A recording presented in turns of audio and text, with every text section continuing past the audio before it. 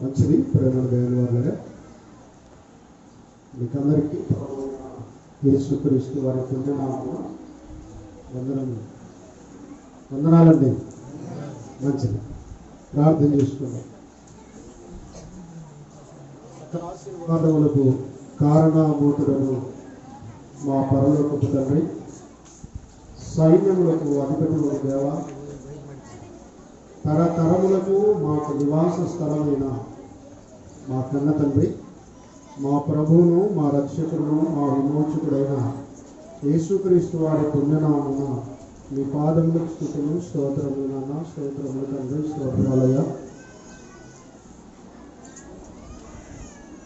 కలువట్ల గ్రామంలో క్రీస్తు సంఘం 50వ వార్షికోత్సవ సభను బట్టి మీకు స్తుతులు చెల్లిస్తూ ఉన్నాం. మరి మా తండ్రి గత 50 సంవత్సరముల క్రిందట ఈ గ్రామంలో ఈ పిల్లలు ఎంతగానో కష్టపడి వారు మారు మనసు పొంది సంఘముగా ఏర్పడినందుకే మీకు స్తుతులు చెల్లిస్తూ ఉన్నాం. ఈ సిల్వర్ జూబిలీ జరుపుకునే సమయానికి అనేకులు వెళ్ళిపోయారు. కొందరు పెద్దలు నిద్రించారు. సంఘం కొరకు, మందిరం కొరకు పాటుపడిన దైవజనులు మత్తయ్య గారు వెళ్ళిపోయారు. అలాగే మా తండ్రి నిద్రించిన వారి కుటుంబాలను ఓదార్చండి, ధైర్యపరచండి. వారి వారి పిల్లల తరం కూడా మా తండ్రి ప్రభు అయిన క్రీస్తు సంఘంగా ఉండటానికి మీ కృప చూపండి. చేరి వచ్చినటువంటి సంఘ పెద్దలను, సంఘస్థులను, స్త్రీలను, పురుషులను, దైవ సేవకులను దీవించి కాపాడమని, భూమి మీద బ్రతికి ఈ కొద్ది కాలం మీకు నమ్మకంగా బ్రతకడానికి మీ కృప, మీ యొక్క సహాయం అనుగ్రహించమని యేసువారి పుణ్యనామం ఈ ప్రార్థన సమర్పిస్తూ ఉన్నాము తండ్రి. ఆమేన్. ప్రభునందు ప్రేమ దేవుని వారులారా, మీరు మీ పిల్లల్ని జాగ్రత్తగా అదుపులో ఉంచుకోవాలి. మీరు మాటలు పెట్టకండి, దేవుని మాటలు జాగ్రత్తగా వినాలండి.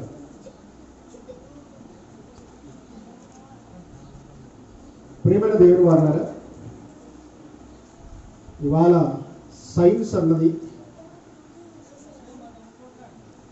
అన్ని రంగాలను ఆవహించింది. ప్రతి రంగంలో, వ్యవసాయ రంగం కావచ్చు, విద్యా రంగం కావచ్చు, శాస్త్ర రంగం కావచ్చు, ఇలా చూస్తామంటే ఆర్థిక రంగం కావచ్చు, వీటన్నింటిలో కూడా సైన్స్ తన ప్రభావాన్ని చూపిందండి. ప్రేమైన దేవుని వాళ్ళరా, చివరికి ఈ సైన్స్ అనే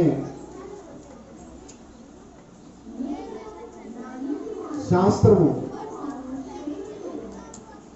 కంప్యూటర్ల విషయంలోను, లైవ్ ప్రోగ్రామ్ విషయంలోను, క్రికెట్ విషయంలో, ఎక్కడో ఆస్ట్రేలియా దేశంలో క్రికెట్ ఆడితే మీ నట్టింట్లో ప్రత్యక్షమవుతుంది. క్షణాల వ్యవధిలో ఆడు 6 కొట్టాడా, వీడు చప్పట్లు కొడతాడు. వాడు 4 కొట్టాడా, వీడు ఈలలు కొడతాడు. చూడండి సైన్స్ ఎంత డెవలప్ అయిపోతుంది చూడండి. సైన్స్ అన్నది మనిషి అభివృద్ధికి ఎంతగా తోడ్పడుతుందో అంతే పతనానికి కూడా దారి తీస్తుంది.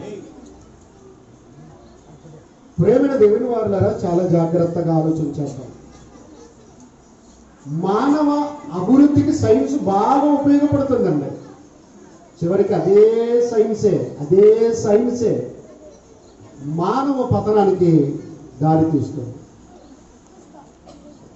ఒక రకంగా ఇది 2వ సంవత్సరం కరోనా వైరస్ వచ్చింది. సైన్స్ వల్ల చేత కాకుందండి. ఇప్పుడు వేసే వ్యాక్సిన్ కూడా, సూది కూడా కరోనా కాదండి, కరోనా వ్యాధి పోతుందని కాదు, నీలో ఆ రోగం వస్తే తట్టుకునే శక్తి రావటానికి ఇమ్యూనిటీ అంటారు.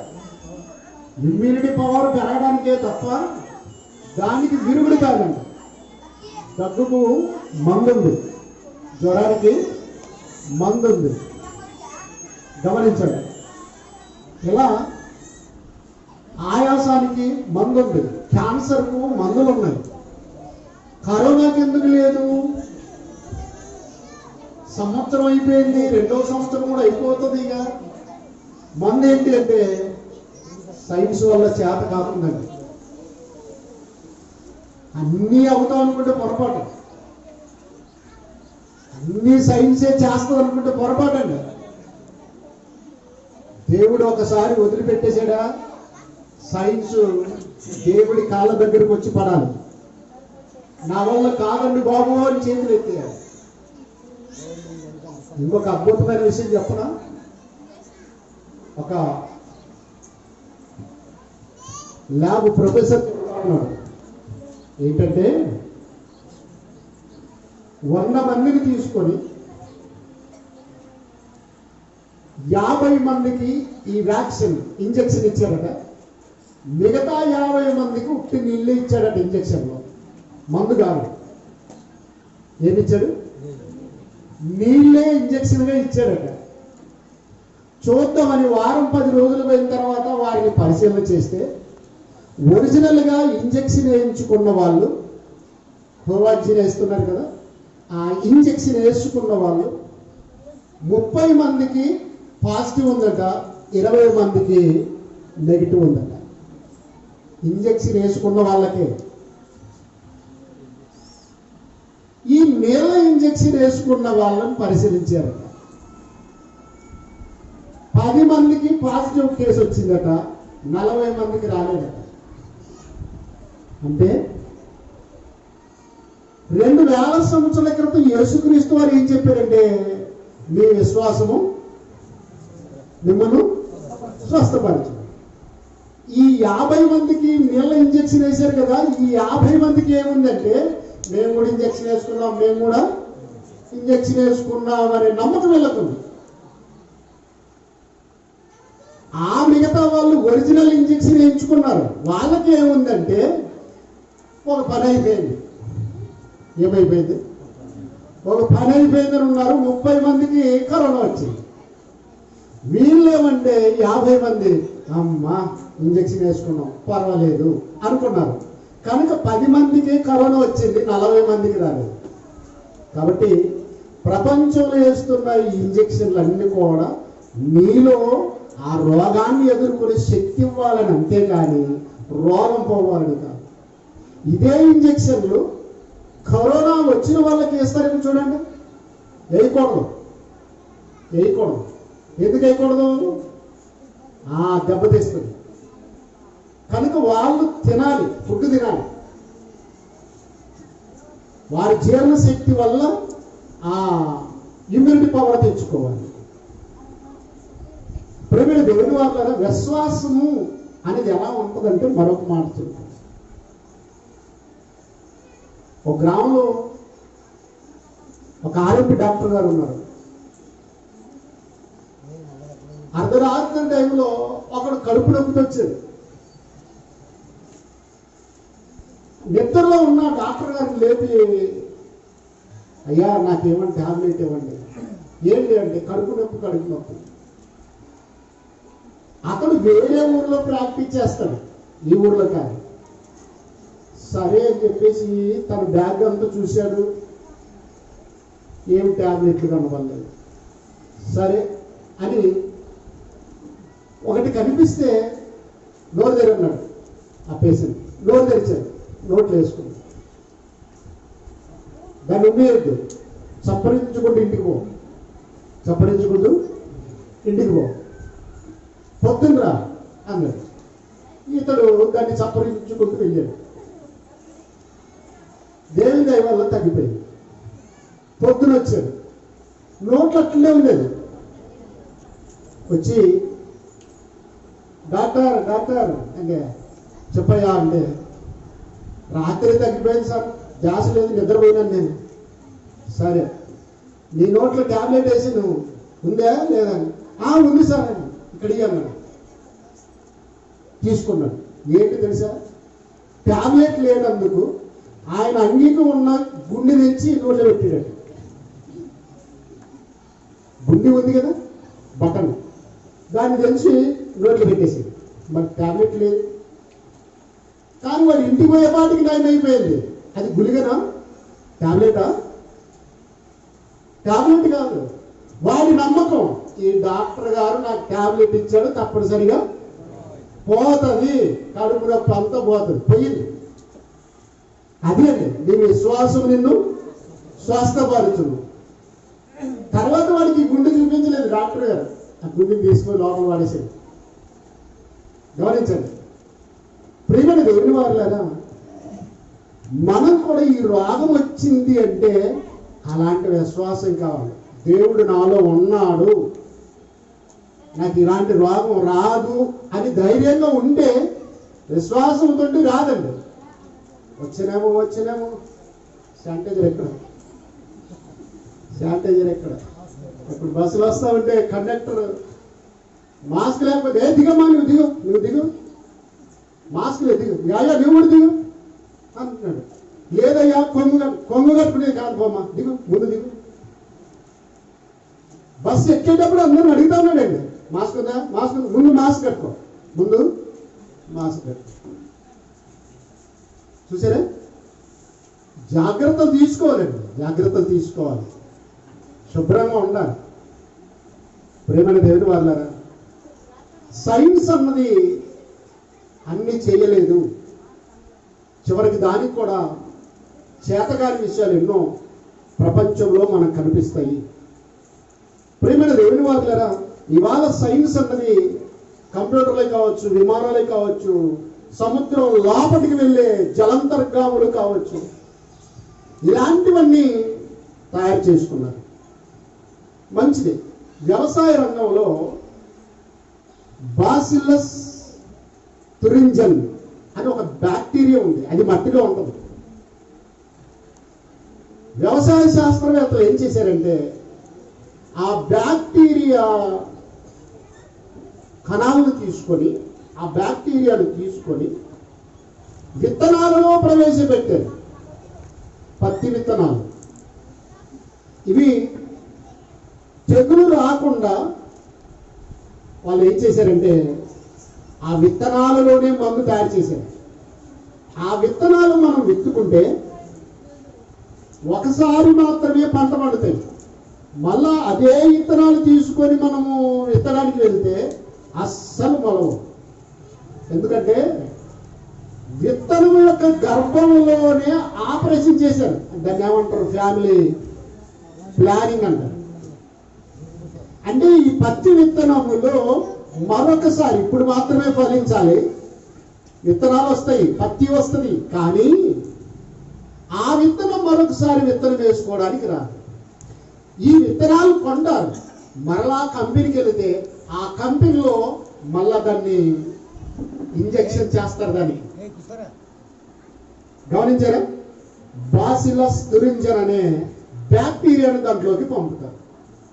ప్రియమైన దేవుని వారులారా, ఇలాగ చూస్తూ ఉంటే ద్రాక్ష పళ్ళులో సీడ్లెస్, గమనించారు, సీడ్ చేశారు, మళ్ళా విత్తనాలు పనిచేయకుండా.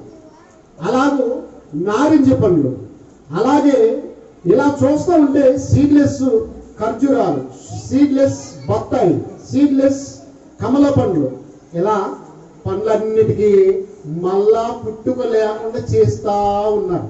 అంటే దీని అర్థం ఏంటి? ఇప్పుడు దీని అర్థం ఏంటి?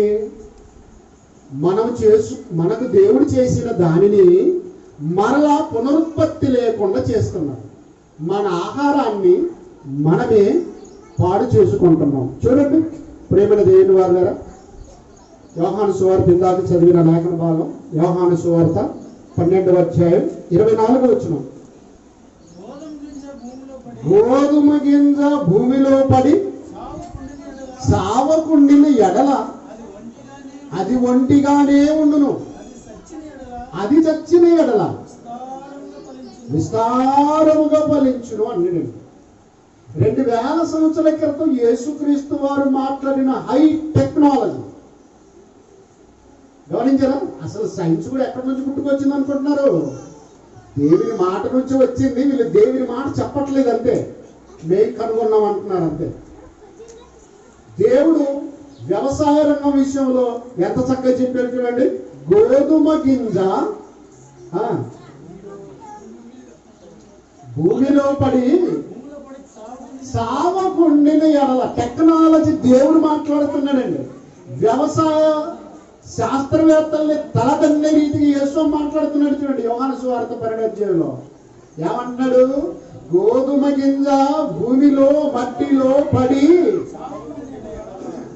చావకుండిన ఎడల అది ఒంటిగానే ఉండును, అది చచ్చిన ఎడల విస్తారముగా ఫలించును అని చెప్పాడండి. ప్రియమైన దేవుని వారలారా, గింజ మొక్కై మ్రానై ఫలించాలంటే మొట్టమొదట ఆ గింజ చావాలి, తన పైన ఉన్న ఆకారాన్ని చంపుకోవాలి. గమనించారా? అలాగూ చచ్చితేనే కానీ అది బ్రతికింపబడదు. మనం కూడా ప్రభువులో చావాలంటే మనం ఎట్లా చావాలి? చాలా మంది అది నాది ఇది నాది, గమనించారా? వాడికంటే నేను గొప్ప, నాకంటే ఇలా ఇలా ఇలా, నాకంటే ఎవడు గొప్పవాళ్ళు లేడు అని మీసాలు మేలేస్తూ ఉంటారు. ఈ మధ్య మొన్ననే ఒక పాట సిద్ధం చేశాం, కొంచెం అలా పాడి వినిపిస్తాం. ఏదున్నా నీదైతే కాదు, ఎన్నున్నా నీ వెంట రాదు. ఏదున్నా నీదైతే కాదు, ఎన్నున్నా నీ వెంట రాదు. 6 అడుగుల నేల చేరాలిరా, ఆ గడ్డలపై కాలాలిరా. ఏదున్నా నీదైతే కాదు, ఎంతున్నా నీ వెంట రాదు. నీ పట్టు బట్టల్, నీ డబ్బు కట్టల్, నీ పాడ వెనక వచ్చేన నరుడా.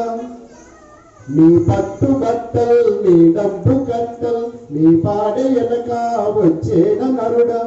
ఒంటరిగా వస్తావు, ఒంటరిగా పోతావు, బతికున్న కాలం బైబుల్ని నమ్మం. ఎగిరెగిరి పడతావు నరకాగ్నిలో. ఎక్కడ? ఈడేమో ఎగిరెగిరి పడతావు, మీసాలది, వాడెంత వీడెంత, ఈ ఇల్లు నాది, ఈ పొలం నాది, డబ్బు నాది, ఇట్టే కొంటాని అంటారు లేదా? తర్వాత ఏమవుతుంది? చచ్చిన తర్వాత ఎగిరెగిరి పడతావు నరకాగ్నిలో, నీ క్రియలు నీ వెంట వచ్చేనురా. ఏదున్నా నీదైతే కాదు, ఎన్నున్నా నీ వెంట రాదు. పైరున్న పరమే నీ ఆస్తిరా, ప్రభు అయిన యేసే నీ దోస్తిరా. ఏదున్నా నీదైతే కాదు, ఎంతున్నా నీ వెంట రాదు. గమనించండి, ఏదున్నా ఒకరోజు సమస్తాన్ని వదిలిపెట్టాలి. అయితే మనం ఇప్పుడు ప్రభువులో చావాలి అంటే బాప్తిస్మము అనగా అర్థమేంటి? బాప్తిస్మం అనగా క్రీస్తు మరణములో పాలివారు కావటం, అంటే సమాధి చేయబడటం, నీళ్లలో ముంచబడటం, నీ శరీర కార్యాలన్నింటినీ చంపేయటం, సమాధి చేయటం. కాబట్టి బాప్తిజం అంటే మరణములో పాలివారము, సమాధి. కాబట్టి అలాగు ప్రభువులో నీవు చస్తే ఆత్మీయంగా ఫలిస్తావు. అందుకొరకే గోధుమ గింజ భూమిలో పడి చావకుండిన ఎడల అది ఒంటిగానే ఉండును, అది చచ్చిన ఎడల విస్తారముగా ఫలించును. కాబట్టి ప్రేమైన దేవుని వారలారా, వ్యవసాయ శాస్త్రవేత్తగా యేసుస్వామి మంచి టెక్నాలజీ మాట్లాడాడు. కాబట్టి విత్తనము నేలలో పడాలన్నాడు, నేలలో పడాలి. అది నేలలో పడ్డ తర్వాత చావాలి అన్నాడు. చస్తే విస్తారంగా ఫలిస్తాయి. చావకపోతే ఒంటిగానే ఉంటుంది. ప్రేమైన దేవుని వారులారా, చాలా జాగ్రత్తగా ఆలోచించేద్దాం. ఆదికాండం చూడండి, ఒకసారి ఆదికాండం చూడండి, మొదటి అధ్యాయం 11-12 వచనాలు. ఆదికాండం మొదటి అధ్యాయం 11-12 వచనాలు. దేవుడు గడ్డిని విత్తనములిచ్చు చెట్లను భూమి మీద తమ తమ జాతి ప్రకారము తమలో విత్తనము గల ఫలమిచ్చు ఫలవృక్షములను భూమి మొలిపించునుగా కానీ పలకగా ఆ ప్రకారమాయను. సృష్టి ఆరంభములోనే దేవుడు సిస్టమ్ ఎలా పెట్టాడు చూడండి, క్రమం ఎలా పెట్టాడు చూడండి. భూమి మీద గడ్డియు, మరోసారి చదవండి. దేవుడు గడ్డిని విత్తనములిచ్చు చెట్లను భూమి మీద, జాగ్రత్తగా ఆలోచించండి ప్రేమైన దేవుని వాళ్ళ, గడ్డిని వృక్షములను ఏం చేశాడంటే వాటి వాటి జాతి ప్రకారం. మామిడి చెట్టుకు చింతకాయలే కాయాలి అన్నాడా? చస్తే కాయలు. శాస్త్రవేత్తలందరూ కట్టగట్టుకొని చచ్చినా అలాంటి జరగదు. బాగా ఆలోచించండి ప్రేమైన దేవుని వాళ్ళారా. వాటి వాటి జాతి ప్రకారం అంటే మామిడి చెట్టుకు మామిడికాయలే, చింత చెట్టుకు చింతకాయలే, రేగు చెట్టుకు రేగుకాయలే, అరటి చెట్టుకు అరటికాయలే. ఇలా ఇలా వాటి వాటి వాటి వాటి జాతి ప్రకారం, వాటి వాటి జాతి ప్రకారం ఒక సిస్టమ్ పెట్టేశాడు. ఆ విత్తనం ఎప్పుడో వేల సంవత్సరాల క్రిందట భూమి మలిపిస్తే ఈ రోజు వరకు అదే సిస్టంలోనే ఉందండి. అదే సిస్టంలోనే, అదే క్రమంలోనే ఉందండి. మనిషిని దేవుడు యథార్థవంతులుగా సృష్టించాడు. దేవుడు నరులను యథార్థవంతులుగా పుట్టించను గాని వారు వివిధ తంత్రములను, విత్తనాన్ని చూడండి వాటి వాటి జాతి ప్రకారమే కాస్తాయి. పక్షులను చూడండి, కాకికి కోకిల పుట్టదు, గుడ్డది కోకిల వచ్చి పెడుతుంది. గమనించారా? బర్రెలకు ఆవు పుట్టదు. అక్కడ ఎవడో ఉదంతం లేపాడు, ఒక బర్రె మనిషిని కన్నదట అని. ఏంటండి? ఒక ఎనుము మనిషిని కట్టదా? ఎవరు చెప్పాడు? గమనించండి, సృష్టి విరుద్ధం అండి. పశువులకు పశువులే, పక్షులకు పక్షులే, విత్తనాలకు ఇదిగో ఇదే చెట్లే, ఇలాగొచ్చేస్తాయి. కానీ మనిషి దగ్గరకు వచ్చేటప్పటికి దేవుడు మనుషులను యథార్థవంతులుగా పుట్టించను కానీ వారు వివిధ తంత్రములు కల్పించుకున్నారు. చూసారా? మనిషి హద్దు దాటాడండి, హద్దు దాటిపోయాడు. ప్రియమైన దేవుని వాళ్ళారా, చాలా జాగ్రత్తగా ఆలోచించేద్దాం. దేవుడేమో ఈ ప్రకృతిని మనిషి చూసుకొని నా యొద్దకు వస్తాడు, నా కొరకు బ్రతుకుతాడని దేవుడు ఆశించాడు. కానీ ఈ ప్రకృతిని తిని, ఈ ప్రకృతిని చూసి మనిషి నేర్చుకున్నది ఏంటంటే దేవునికి విరోధంగా బ్రతకడం నేర్చుకున్నాడు. నా పిల్లలకి చక్కని మామిడి పళ్ళు కావాలి, కలంగర పళ్ళు కావాలి, వాటర్ మెలన్ కావాలి, కర్బూజ పళ్ళు కావాలి, గమనించారా? అని అరటి పళ్ళు కావాలి, ఎలాంటి వ్యర్థం లేకుండా చక్కగా దాని పక్క తీసుకొని తినాలి, నా పిల్లలు ఆరోగ్యంగా ఉండాలని వీటన్నిటిని నిర్మిస్తే వాటి వాటి జాతి ప్రకారంగా అవి పనిచేస్తున్నట్టు తెలుసుకుంటాడు. నేను దేవుని నుండి వచ్చాను, దేవుని కొరకు బ్రతకాలని అనుకుంటాడు. ఒక రోజు వాడు మారిపోతాడు అనుకుంటే మనిషి మారట్లేదు కదా, దేవునికి విరోధంగా పాపం చేసుకుంటూ వచ్చింది.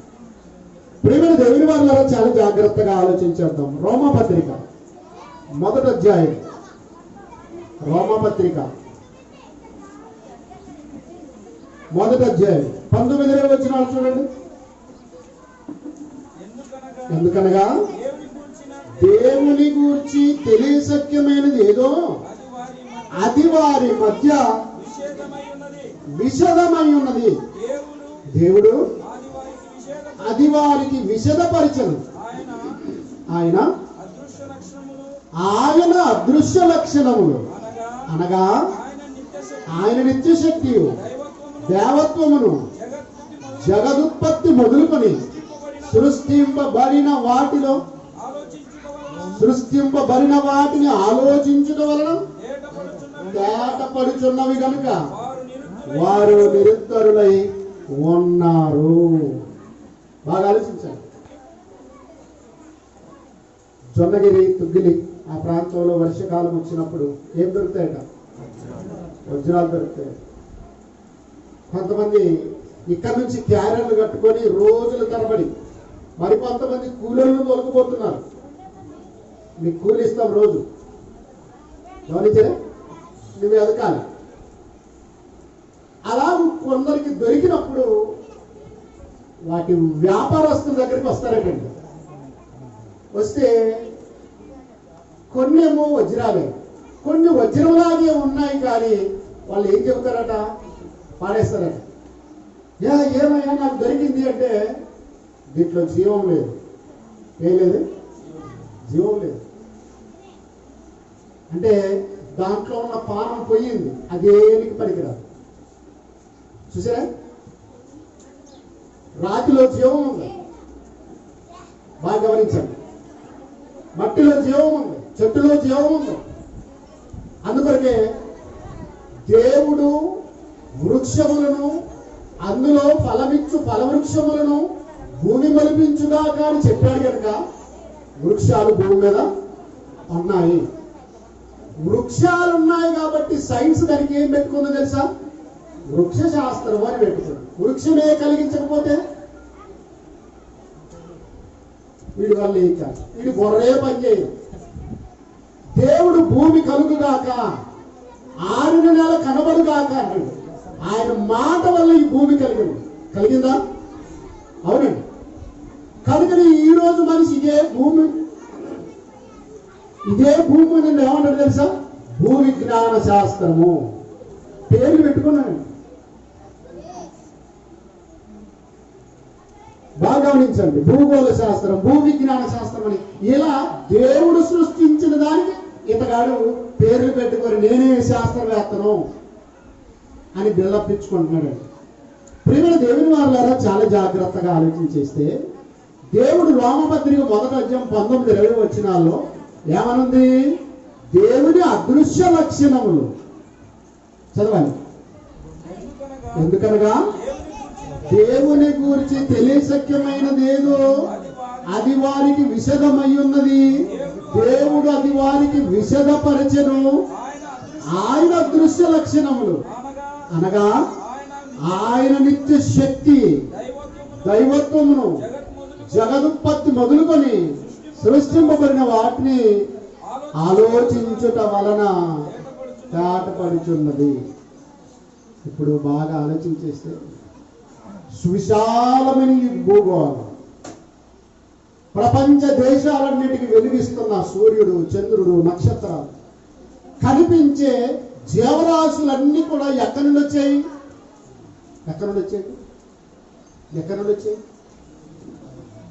సైన్స్ ఇవ్వాలంటుంది బిగ్ బ్యాంగ్ థియరీ అని. ఒక పెద్ద పేలుడు సంభవించింది. ఆ పేలుడులో సూర్యుడు, చంద్రుడు, నక్షత్రాలు, భూమి, బుధుడు, గురుడు, శుక్రుడు, యురేనస్, నెప్ట్యూన్స్, ప్లూటో ఇలా అన్ని గ్రహాలు ఏర్పడ్డాయి. వాటంతట అవే కలిగాయి అంటున్నారు. వాటంతట అవే కలిగాయి అంటున్నారు. దేవుడు అంటున్నాడు ఆదికాండం 1వ అధ్యాయం 1వ వచనంలో, ఆది యందు దేవుడు భూమి ఆకాశములను సృజించెను. మీరు బిగ్ బ్యాంగ్ థియరీ అంటున్నారు కదా, పెద్ద శబ్దం అంటున్నారు కదా. ఏంటి ఆ శబ్దం అంటే దేవుడు పలికాడు. దేవుడు పలికాడు కనుక నా శబ్దం వచ్చిందండి. ఆ శబ్దం ఎక్కడి నుండి వచ్చింది అంటే మాత్రం సైంటిస్టులు, కమ్యూనిస్టులు చేతులు ఎత్తారు. ఆ శబ్దమా ఎక్కడి నుండి వచ్చింది? ఏమండి, ఒక్క చెయ్యి ఇట్లాంటి శబ్దం వస్తుందా? 2 చేతులు కలిస్తే శబ్దం వస్తుంది. కొన్నిసార్లు మనం కూడా మాట్లాడితే ఉంటాం, నాన్న అంటే ఈ పెదవులు కలిస్తాయా? నాన్న అంటే ఈ పెదవులు కలవు. అమ్మ అంటే అందుకొరకే ఎవరైనా చెంపదెబ్బ పెట్టాడు అనుకోండి, నాన్న అనడు. కాబట్టి రెండు పెదవులను కలిస్తే శబ్దం వస్తుంది. ఆ రెండు పెదవులకి నాలుగు తోడైతే మహాశబ్దం అవుతుంది. కనుక దేవుడు పలికాడు. అదే బిగ్ బ్యాంగ్ థియరీ. దేవుని మాట వల్ల ఈ భూమి కలిగింది. గమనించారా? అందుకొరకే యేసు మాటలో నా ఎంతో బలమున్నది, స్వామి మాటలో నా చాలా శక్తి ఉన్నది. యేసు మాటలన్నీ కోటి రూకల మూట, యేసు మాటలన్నీ కోటి రూకల మూట, యేసు మాటలో నా ఎంతో బలమున్నది. వస్తున్నారా? కొంచెం నాకు తోడవ్వండి.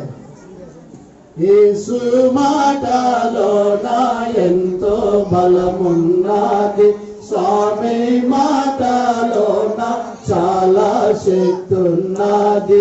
యేసు మాటలన్నీ కోటి రూకల మూట, యేసు మాటలన్నీ కోటి రూకల మూట, యేసు మాటలో నా ఎంతో బలమున్నది, స్వామి మాటలో నా చాలా శక్తి ఉన్నది. కాబట్టి ప్రియమైన దేవుని వారలారా, దేవుడు చేసిన ఈ సృష్టిని జాగ్రత్తగా వాడుకోవాలి. జాగ్రత్తగా వాడుకోవాలి.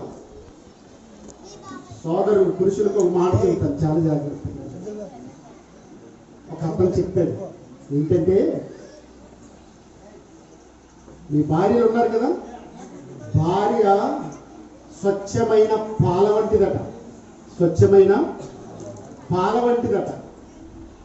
ఆ పాలను నువ్వు పెరుగు చేసుకోవాలనుకుంటే ఇంత తోడు చేసుకోవాలి, పెరుగు అవుతుంది. ఆ పాలే వెన్న అవుతుంది.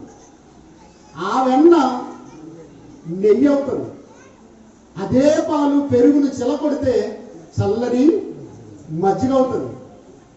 బాగా గమనించాను. ఒకప్పుడు మన ఊళ్ళల్లో పెద్ద పెద్ద చెమ్ములు పోషించేవాళ్ళు.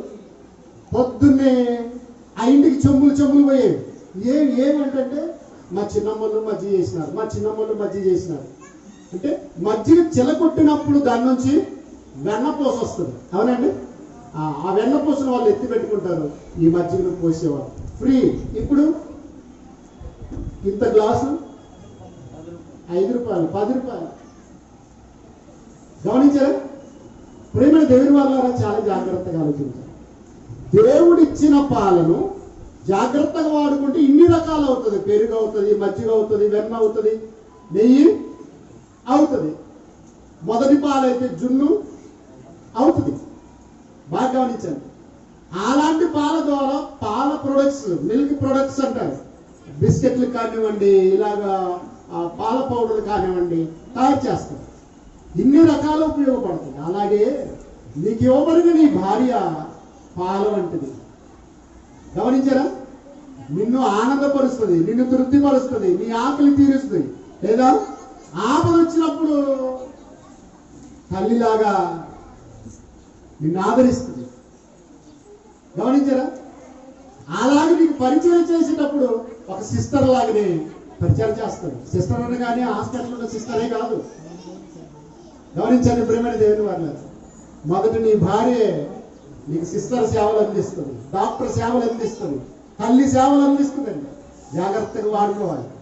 అలాగే దేవుడు చేసిన ఈ భూమిని, ఆకాశము, సూర్య చంద్ర నక్షత్రం, చెట్టును, గుట్టను, రాయిని, రప్పను దేవుడు చెప్పిన విధంగా నువ్వు వాడుకోవాలి. అంతేకాని చెట్టే దేవుడు, రాయే దేవుడు, కొండే దేవుడు, మట్టే దేవుడు, గాలే దేవుడు. ఇన్ని రోజులు వర్షం రానందుకు ఇప్పుడు ఏమంటారు చాలా మంది. 40 ఏళ్ళు ప్రార్థనకు వచ్చే వ్యక్తి కూడా ఏమన్నాడు తెలుసా? వానదేవుడు అక్కడ ఎక్కడ పోయా, ఎక్కడ పోతేలే కానీ వాన దేవుడా ఏంటంటే, వాన దేవుడా ఏమంత గాలి దేవుడు పెట్టుకున్నాడప్పా అంటాడు. గాలి దేవుడా. అందుకొరకనే భూమి మీద వర్షాలు కురవకుండా, మన పంటలు పండకుండా ఇంకా బుద్ధి రావట్లేదని దేవుడు ఇట్లాంటి కరోనాలని, first corona, second corona, third corona కూడా వస్తుందట. ఇక జీవితాంతం ఇట్టే ఉండాలేమో. కరోనా కరోనా కరోనా గమనించారా? టీవీ వార్తలు పెట్టేటప్పుడు కరోనా వార్తలే ఉంటాయి, పేపర్ చూసేవాటికి కరోనా ఉంటాయి, ఏది చూసినా సెల్ చూసేటప్పటికి కరోనా వార్తలే వస్తాయి. ఎక్కడ చూసినా ఇవి వచ్చేస్తున్నాయి. ప్రేమైన దేవుని వారులారా చాలా జాగ్రత్తగా ఆలోచించాలి. దేవుడు కలిగించిన దాన్ని జాగ్రత్తగా వాడుకోవాలండి, వాడుకోవాలి. అంతేకాని దేవుని అధికారంలో చేయి పెట్టకూడదు. ఇప్పుడు ఒక వ్యక్తి టీవీ తయారు చేశాడు, రేడియో తయారు చేశాడు, సెల్లు తయారు చేశాడా? అలాగూ చక్కని కరెంటు బల్బులు తయారు చేశారు, కరెంటును కనుగొని ఏర్పాటు చేశారు. అలాగని చెప్పేసి కరెంట్లో కష్టం పెట్టకుండా నీ ఏలు పెట్టేవనుకో ఏమవుతుంది? ఈ చిన్న కరెంట్ ఎంతంటే మహాశక్తివంతుడైన ఆయన అధికారంలో చేయబెడితే టీవీ వాడుకోవాలి, దాన్ని ఛానల్ తిప్పుకొని చూడాలి. చూద్దాం ఒకసారి, దాన్ని ఒకసారి శుద్ధితో కొట్టి మళ్ళీ సెట్ చేయకపోతే పనిచేస్తుందా? పనిచేయగలరు. కాబట్టి ప్రేమ దేవుని వల్ల సెల్ ఒక వ్యక్తి కనుగొన్నాడు, మన దాకా వచ్చింది. గ్రాహం బెల్ అనేటి ఆయన మొబైల్ అదేది ల్యాండ్ ఫోన్ కనుగొన్నాడు. ఆ తర్వాత దానికి ఒక పిల్ల పుట్టింది, ఆ పిల్లే సెల్ అయ్యింది.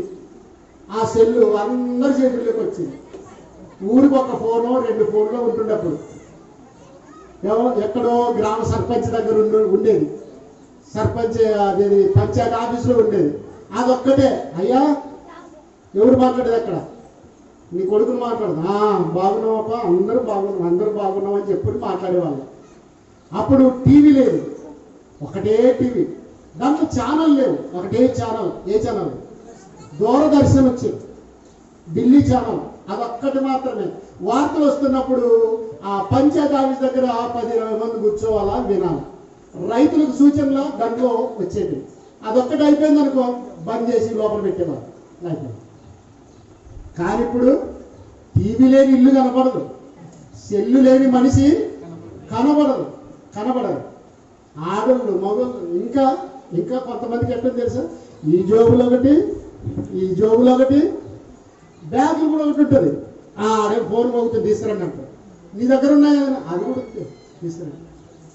అయ్యి బాబోయ్, టచ్ ఒకటి, బటన్స్ ఒకటి, ఎలా ఉంటాయి? మంచిది. ప్రేమని దేవుని వాటిలారా చాలా జాగ్రత్తగా ఆలోచించి చెయ్యబడిన వాటి పద్ధతిలో వాడుకోవాలి. కానీ దాన్ని మళ్ళా విప్పేసి పగలగొట్టేసి ఏదేదో చేస్తాను, ఒకసారి సెల్లు నీళ్ళలో వాడి చూద్దామని చూస్తే పనిచేస్తుందా? అంతే సంగతి. కనుక ప్రియులారా చాలా జాగ్రత్తగా ఆలోచించేద్దాం. యేసుక్రీస్తు వారు భూమి మీద ఉన్నప్పుడు ఒక విషయాన్ని చెప్పాడు. ఒక ద్రాక్ష తోటలో అంజూరపు చెట్టు వేసాడు. ఏ చెట్టు? అంజూరపు చెట్టు వేసాడు. 3 ఏళ్ల నుండి దాన్ని పరిశీలన చేస్తా ఉన్నాడు. రైతు ఈ రోజు విత్తనం వేసొస్తే 4 రోజులకి 5 రోజులకి ఏమైనా మొలిచిందా లేదా అని సాలెంబడి చూస్తాడండి. గినెంబడి వెళ్తాడు, లోపలికి వెళ్తాడు, చూస్తాడు. ఇంకా ఎక్కడ సాలు కనిపించలేదు. 7 రోజులు అయిన తర్వాత వస్తాడు. అప్పుడు అక్కడక్కడ లైన్ కనిపిస్తాయి, మనిషి అంటే. ఇంకొక వారానికి వస్తే పైకి ఎదిగి వచ్చింటాయి. ఒక వ్రేలుడు, ఒక 3 ఇంచులు ఎత్తి వచ్చేపాటికి రైతు సంతోషపడతాడా? అది పెరిగి పెద్దయి కంకులై కాపు కాసిందనుకోండి, ఆయన ఒక విసులు పడతాడు, కేకేస్తాడు. పరాక్రమ చెప్తే నేనేస్తే పండదా అంటాడు. కానీ దేవుడు అంటున్నాడు, దేవుడా ఓ అవివేకి, నీవు విత్తినది ఒట్టి కిందనే విత్తుచున్నావు. కానీ దేవుడు తన చిత్త ప్రకారంగా, 1 కొరింథీ 15 ఉందండి, దేవుడే తన చిత్త ప్రకారముగా దానికి ఒక శరీరమును అమర్చును.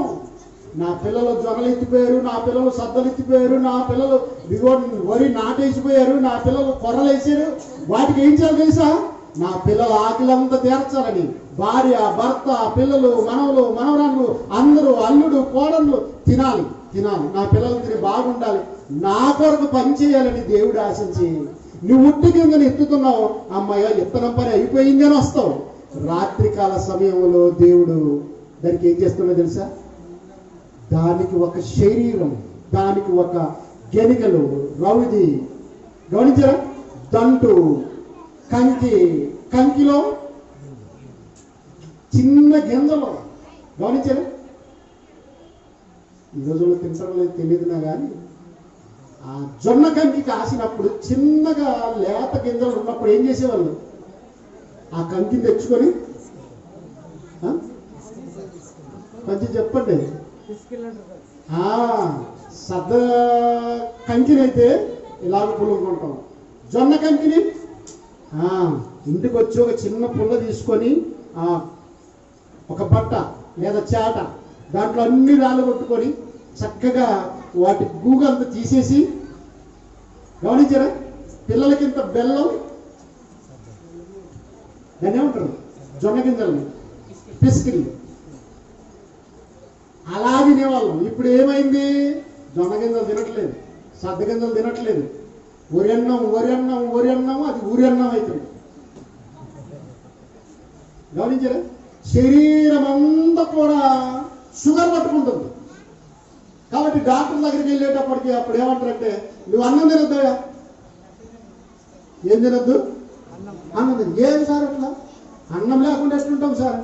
నువ్వు అన్నమే, వరి అన్నమే మానేసేయి. కొర్రన్నం తిను, సద్ద రొట్టి తిను, జొన్న రొట్టి తిను. వాయబ్బా, కొర్రన్నమా? దాన్ని చూస్తూనే మింగడిపోవట్లేదు. గమనించండి ఇప్పుడు దేవుడు వారు. అలాగే యేసుక్రీస్తు వారు ఒక అద్భుతమైన విషయం చెప్పాడు. ద్రాక్ష తోటలో అంజూరం చెట్టు వేస్తే 3 సంవత్సరాలుగా వచ్చి చూశాడట. ఈ సంవత్సరం కాపు వస్తుంది, ఈ సంవత్సరం కాపు వస్తుంది, ఈ సంవత్సరం కాపు వస్తుంది. కొంతమంది అంటారు, కాపులేని టైంలో వస్తే ఎలాగా మీ యేసు ప్రభు? కాపున్న కాలంలో రావాలి. సరే, మన పొలము ఎన్నేళ్ళకు ఒకసారి పంట పండుతుందండి? బాగుంది, చెరువు ఉంది, నీళ్ళు ఉన్నాయి. ఆంధ్ర ప్రాంతంలో చూస్తే 3 నెలలకు ఒక పంట వస్తుంది, 1 నెల రెస్ట్ ఇస్తారు. ఆ తర్వాత మళ్ళా దాన్ని దున్ని మళ్ళా పంట వేస్తారు. సంవత్సరానికి 3 పంటలు వస్తాయి. మన దగ్గర 2 పంటలు ఖచ్చితంగా వస్తాయి. మరి ఈ అంజూరం చెట్టు నెల కాపండి, దీనికి నెల కాపు. మరి ఏ నెల వచ్చినా కాపు ఉండాలా ఉండకూడదా? ఉండకూడదా? కానీ మొదటి సంవత్సరం వచ్చాడు, కాపు లేదు. 2వ సంవత్సరం వచ్చాడు, కాపు లేదు. 3వ సంవత్సరం వచ్చాడు, దాంట్లో ఏం లేదు. అంజూరపు చెట్టు ఒకటి నాటెను ద్రాక్ష వనమందు, పూతారాదే పింజలేదే, పూతారాదే పింజలేదే, పచ్చని ఆకులతో నుండే, పచ్చని ఆకులతో నుండే. అంజూరపు చెట్టు ఒకటి నాటెను ద్రాక్షవనమందు, యజమాని దేవుడు 3 ఏళ్ళు వెతికిన, యజమాని దేవుడు 3 ఏళ్ళు వెతికిన, కనబడలేదే ఒక ఫలమైనా, కనబడలేదే ఫలమైనా. ఈ భూమి మీద వ్యర్థమని పలికెను, ఈ భూమి మీద వ్యర్థమని పలికెను, నరికించుమనేను ఆ చెట్టును. మహా సైన్స్ అండి, దేవుడు పలికినంత సైన్స్. మహాజీవశాస్త్రమైన ఆయన మాటే జీవశాస్త్రం, ఆయన మాటే వృక్షశాస్త్రం. కనుక 3 ఏళ్ళ నుంచి వెదక వచ్చుచున్నాను, ఇందులో ఏమాత్రము ఫలము లేదు. పచ్చగా కనిపిస్తుంది, గమనించండి. దీంట్లో ఏమాత్రం ఫలం కనిపించట్లేదు. కనుక దీని వలన భూమి ఎలా నిస్సారమైపోవాలి. భూజ్ఞాన శాస్త్రాన్ని మాట్లాడుతున్నాడు దేవుడు. దీని వలన భూమి నిస్సారం, సారం లేకుండా అయిపోతుంది. కనుక దీన్ని ఏం చేయాలి? నరికే అన్నాడండి. నరికేయండి. చూసారా ప్రియమైన దేవుని వాళ్ళ, అలాగే మన తల్లుల గర్భాల్లో మనల్ని నిర్మించి వాక్యం బోధింపజేసి మనకు తన రక్షణనిచ్చి, జాగ్రత్తగా ఆలోచించండి, ఇన్నేళ్లుగా ఆయుష్కాలం ఇచ్చి కరోనాలు 2, 3 ఎన్నొచ్చినా తన కౌగిట్లో ఉంచుకొని నిన్ను కాపాడితే నువ్వు అంజూరం చెట్టులాగా పచ్చబడి కనపడుతున్నావు, కానీ పాపంలోనే ఉన్నావు. బైబిల్ పట్టుకొని వస్తున్నావు, కానీ వాడి మీద, వీడి మీద, ఆమె మీద, ఈమె మీద, ఆవిడి మీద, ఈవిడి మీద, ఇతగాడి మీద గొడవలే ఉన్నాయి. మనసు దేవుని మీద, వాక్యం మీద లేదు. గమనించారా? ఆత్మ ఫలింపు లేదండి. ఊరికి వస్తున్నాం, పోతున్నాం. గమనించారా? సెక్రటరీ వీడియో ఉండాలా, ఖజాందారు వీడియో ఉండాలా, వీడు అలా ఉండాలా, ప్రతి ఒక్కరి మీద ఇలా ఫిర్యాదు చేసుకుంటూనే బ్రతుకుతున్నాం. ఇందాకున్నారు కదా, ఏదున్నా నీదైతే కాదు, ఎంతున్నా నీ వెంట రాదు. ఏదున్నా నీదైతే కాదు, ఎంతున్నా నీ వెంట రాదు. 6 అడుగుల నేల చేరాలిరా, ఆ కట్టెలపై కాలాలిరా. ఏదున్నా నీదైతే కాదు, ఎంతున్నా నీ వెంట రాదు. నువ్వు 100 పదాలు కాని వేసిన, 1000 పదాలు వేసిన, 50,000 పదాలు వేసిన సంతోషం. ఇక దాని గురించి ఎందుకు నీకు గొడవ? సెక్రటరీ అయినా దేవుడికి లెక్క చెబుతాడు, ఖజాందారు అయినా దేవుడికి లెక్క చెప్తాడు, సంఘ పెద్ద అయినా దేవుడికి లెక్క చెబుతావు. అందరూ దేవుడికి లెక్క చెప్పాలి. కాబట్టి మనం ప్రార్థనకు వస్తున్నాం, బాగుంది.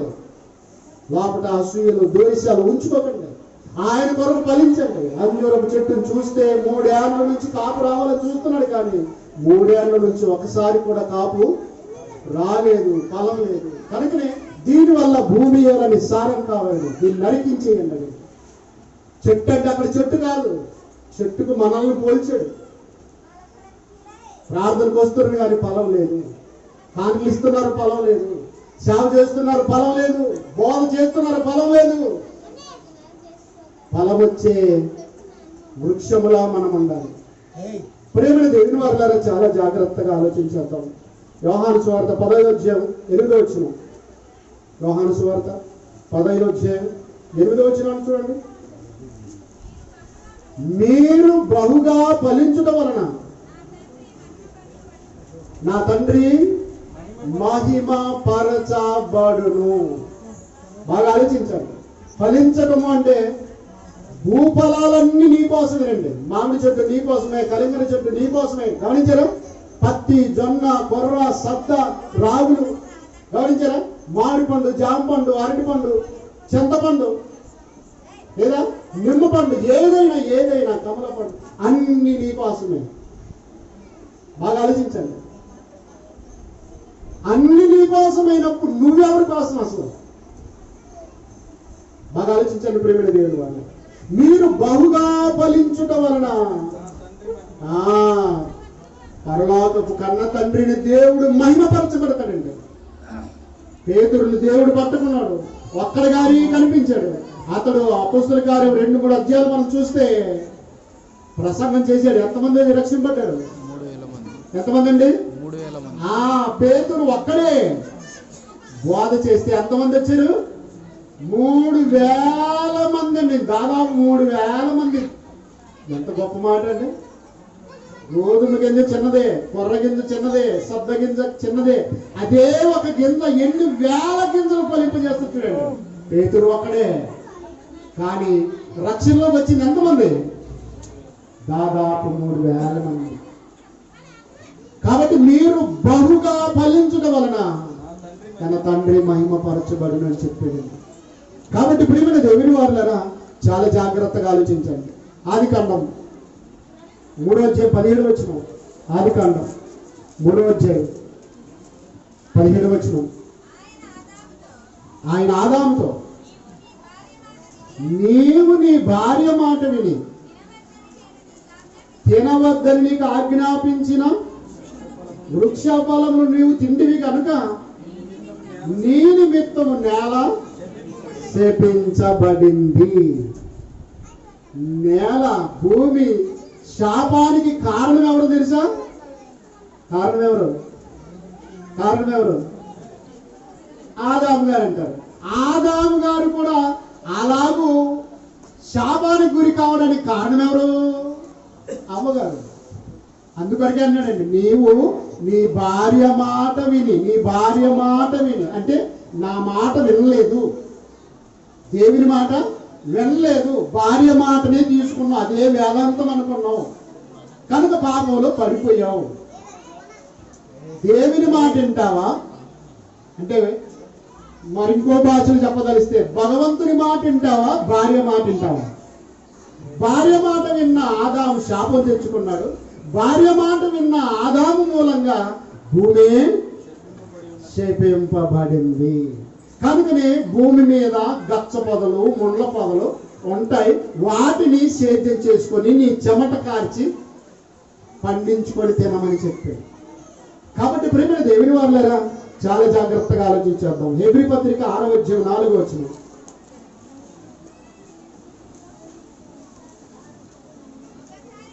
ఒకసారి వెలిగింపబడి పరలోక సంబంధమైన వరమును రుచి చూచి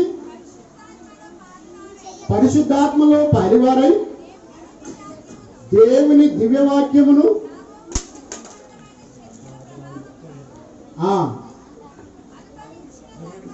అనుభవించిన తర్వాత తప్పిపోయిన వారు తమ విషయములలో దేవుని కుమారుని మళ్ళా శిలువ వేస్తున్నారని రాయబడిందండి. ఒకసారి దేవుని జ్ఞానం, దేవుని శక్తి, ఆయన రక్షణ, ఆయన వాక్యము రుచి చూచిన తర్వాత మరలా లోకంలోకి వెళ్ళిపోతే, తప్పిపోతే, వారు పరసంబంధమైన ఈ జీవాన్ని రుచి చూసి తప్పిపోతే వారు యేసుక్రీస్తు వారిని మరలా సిలువ వేయిస్తున్నారని లేఖని చెప్పారు. 2000 సంవత్సరాల క్రితం యేసుక్రీస్తు వారు శరీరధారి ఈ లోకానికి వచ్చినప్పుడు యూదులు అతన్ని సిలువ వేశారు. యూదులు సిలువ చెంత చేరిన నాడు కలుషములను కడిగి వేయు, సిలువ చెంత చేరిన నాడు కలుషములను కడిగి వేయు. బాగా గమనించండి, యూదులు సిలువ వేశారు, కానీ ఇప్పుడు క్రైస్తవులే సిలువ వేస్తారు. అన్యులు కాదు. ఎవరేస్తున్నారు? తమ క్రియల వలన ఆయన సిలువ వేస్తున్నామని. కాబట్టి ప్రియమైన దేవుని వాళ్ళే ఒకసారి సిలువ వేసి వదిలిపెట్టేశారు. మనము డైలీ వారం రోజు గమనించారా?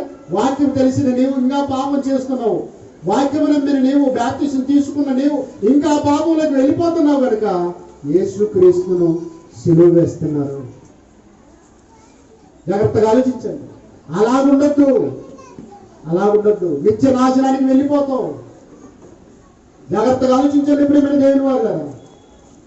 ఒకసారి మందు వాడతాం, రోగం బాగా కావడం. అదే రోగం బాగా కావడానికి డాక్టర్ గారు ఏం చేస్తారంటే మందులు రాసి ఇది లాస్ట్. ఈ మందుకు తగ్గకపోతే నీకు తగ్గదు. ఈ మందుకు ఈ రోగం మాటింటే సరిపోయి, లేకపోతే ఈ భూమి మీద ఇక మందులు లేవంటే. ప్రియమైన దేవుని వల్ల అలాగే ఎక్కువ మందులు వాడితే కూడా అరికాలు మొదలుకొని నడినెత్తి వరకు ఈ బాడీ అంతా ఏమవుతుందో తెలుసా? పాయిజన్ అవుతుంది, మోడు బారిపోతుంది. ఏ మందు పనిచేయదండి. ఎందుకంటే నరనరాల్లో మందే ఉంటుంది కాబట్టి. ప్రియమైన దేవుని వాళ్ళరా, ఇప్పుడు పాపం అనే రోగానికి ఒకే ఒక మందు ఉంది. అది యేసుక్రీస్తు వారి శిలువ మరణమే మందు, ఆయన రక్తమే మందు.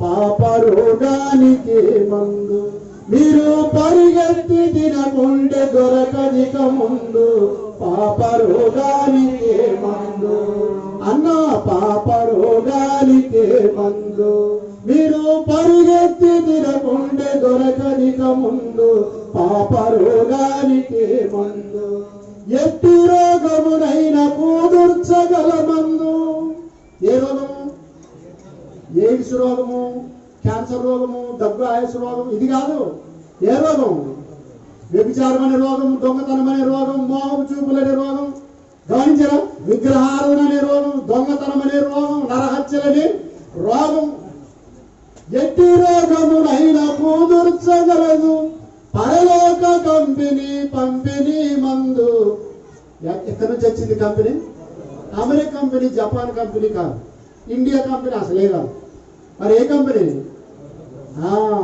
ఎట్టి రోగమునైనా కూదుర్చగల మందు పరలోక పంపిణీ మందు పాప రోగానికే మందు అయ్యా పాప రోగానికే మందు మీరు పరిగెత్తి తినకుండే దొరకదిక ముందు పాప రోగానికే మందు కాబట్టి ప్రియమైన దేవుని వాళ్ళ పాపం అనే రోగం అరికాలు మొదలుకొని అడిగెత్తి వరకు బాగా పట్టింది అది చెవుల్లో కనబడుతుంది కన్నుల నుంచి వస్తుంది నోటి నుంచి మాట్లాడుద్ది గమనించారా సర్వ అవయవాలను వాడుకుంటుంది అది పాపం వలన వచ్చు జీవితము మరణం ఏ మరణం 6 అడుగు మట్టిలో కూర్చే మరణం ఎవరైనా చేస్తారు కుక్క కూడా వస్తుంది ఆత్మ చావని అగ్ని ఆరని లోకమున్నదన్నా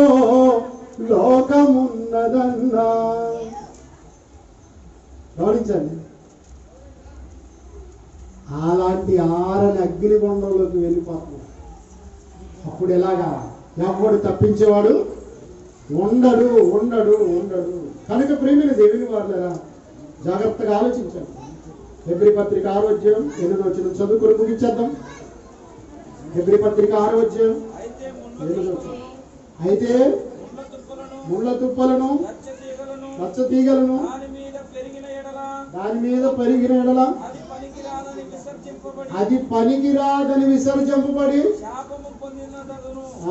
శాపము పొందిన దగును ఇదిగో ముళ్ళ తుప్పల్లోనూ గచ్చ పొదల్లోనూ ఇలా ఉన్నట్టయితే వాటి ద్వారా అణచబడి అది ఫలింపు లేకుండా తీసివేయబడుతుంది జాగ్రత్తగా ఆలోచించండి భూమి మీద ఫలింపు లేని చెట్లని ఎలాగైతే తీసివేస్తామో మొక్కల్ని ఎలాగ తీసేస్తామో పండని భూమిని ఎలాగైతే మరలా చెరిపేస్తామో పనికిరాని మొక్కలన్నింటినీ ఎలాగో కాల్చివేస్తామో ఒకరోజు దేవుని కొరకు ఫలింపు లేని వారిని అందరినీ ఆత్మలో ఫలించలేని వారిని అందరినీ కూడా గంధకములతో మండు గుండములు పడవేయబడుదురు ఇది 2వ మరణము కాబట్టి ప్రియమైన దేవుని వారులారా భూఫలాలన్నీ నీ కోసమైనప్పుడు నీ ఫలం ఎవరి కోసం